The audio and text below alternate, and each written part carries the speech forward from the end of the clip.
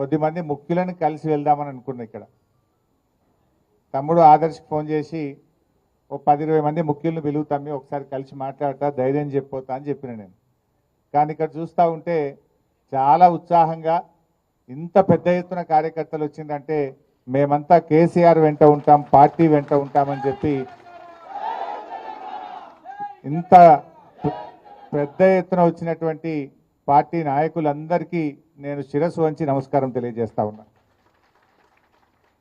అంటే ఒకటే విషయం ఇవాళ మనం అందరం కూడా ఆలోచించాలి.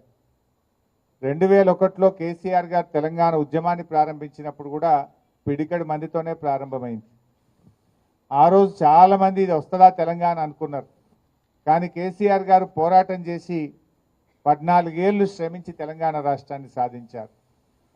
ఆ ప్రక్రియలో కూడా ఇలాంటి కుట్రలు జరిగినాయి. రాజశేఖర రెడ్డి గారు గతంలో ముఖ్యమంత్రిగా ఉన్నప్పుడు ఇదే విధంగా మన ఎమ్మెల్యేలను చాలామందిని తీసుకున్నాడు. 12 మంది ఎమ్మెల్యేలను తీసుకున్నారు. ఇంకా అయిపోయింది బీఆర్ఎస్ పార్టీ అనుకున్నారు. ఎమ్మెల్యేలు పోయినంత మాత్రాన బీఆర్ఎస్ పార్టీ పని అయిపోలేదు.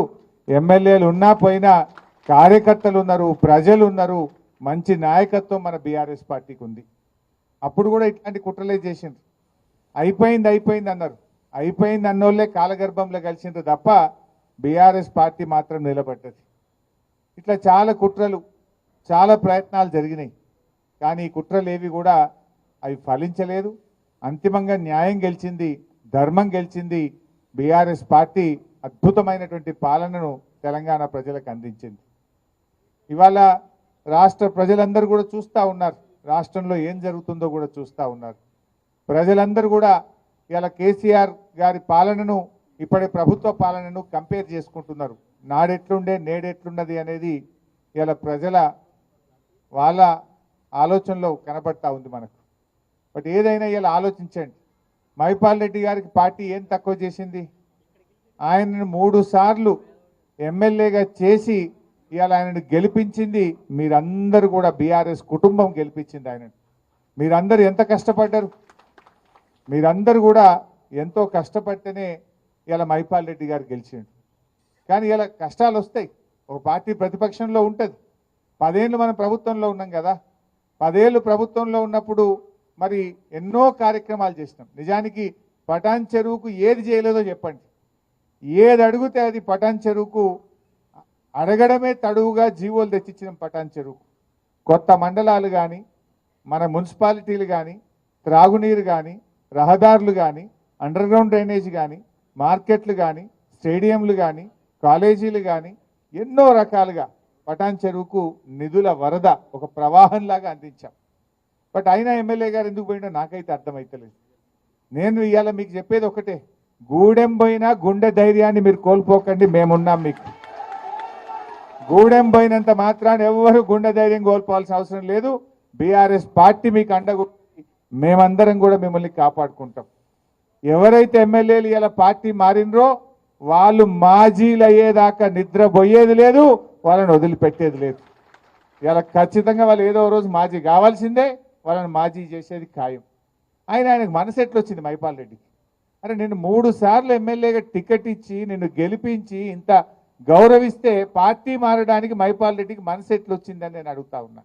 ఇది న్యాయమా అని నేను అడుగుతా ఉన్నా. ఇది నీకు తగునా అని నేను అడుగుతా ఉన్నా. ఒక తల్లిలాగా పార్టీ నిన్ను దగ్గర తీసుకున్నది. ఆనాడు వైసీపీలో నీకు అవకాశం రాక ఇబ్బంది పడితే గుండెకు హత్తుకొని నిన్ను టికెట్ ఇచ్చి గల్లీ గల్లీ తిరిగి ఇవాళ గెలిపించుకొని కాపాడుకున్నది బీఆర్ఎస్ పార్టీ.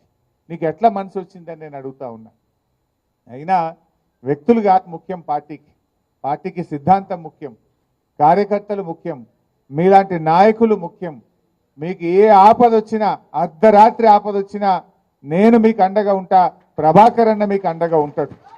మనకు సీనియర్ నాయకులు మన గౌరవనీయులు భూపాలన్న కానీ, గౌరవనీయులు సత్యన్న కానీ, చాలా శంకరన్న కానీ ఎంతో అనుభవం ఉన్న నాయకులు మనకు ఉన్నారు. వీళ్ళందరూ కూడా మీకు నిలబడతారు.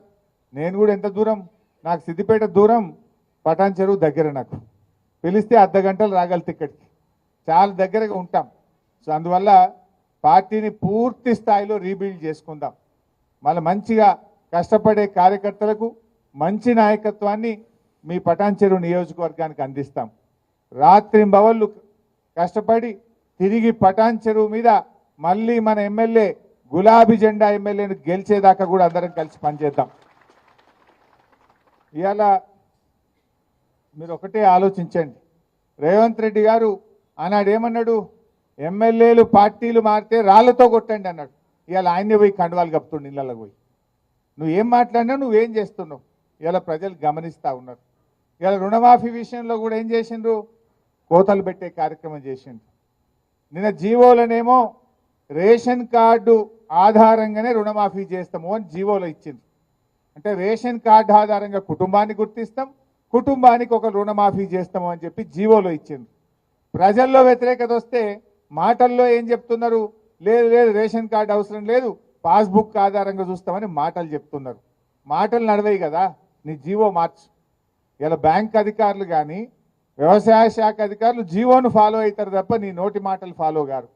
జీవోలనేమో రేషన్ కార్డు ఆధారంగా అన్నావు, నోటి మాటలేమో లేలే పాస్బుక్ ఆధారంగా అంటున్నావు.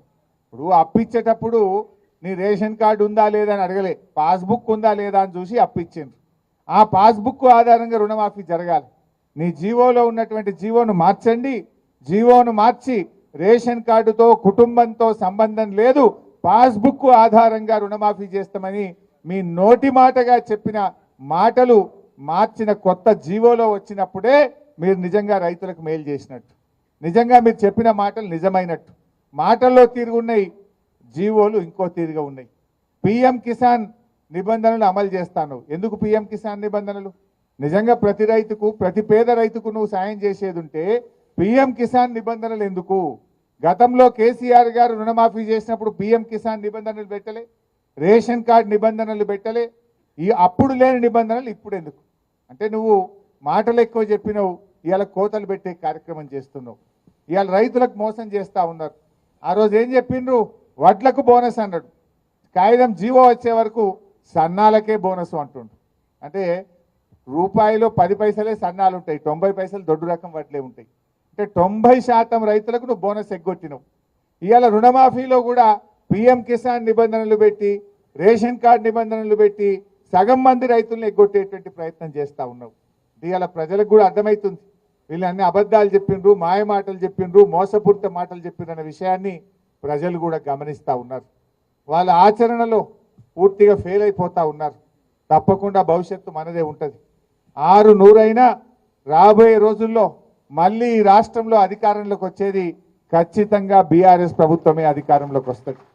ఇవాళ ఏ కార్యకర్తలు అయితే కష్టపడుతున్నారో, ఏ కార్యకర్తలు అయితే నిజాయితీగా పార్టీతో ఉన్నారో మీ అందరినీ కంటికి రెప్పలాగా కాపాడుకుంటాం. మీ అందరికీ మంచి గౌరవం దొరికే విధంగా నేను బాధ్యత